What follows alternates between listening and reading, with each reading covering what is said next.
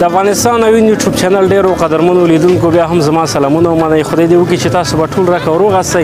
لغمان ولایت قرغې ولسوالۍ د چارباغ بازار کې یم. دا نو په مشرقي او خاص په ټول افغانستان کې نوم لري. جلبۍ، میټایان، میوه په هر څه کې دا بازار ډېر خاص نوم لري. له موږ سره اوسئ، له ځوانانو سره مرکه کوم. دا ښایسته د چارباغ بازار وګورئ، خوند ترېنه واخلئ، له موږ سره اوسئ.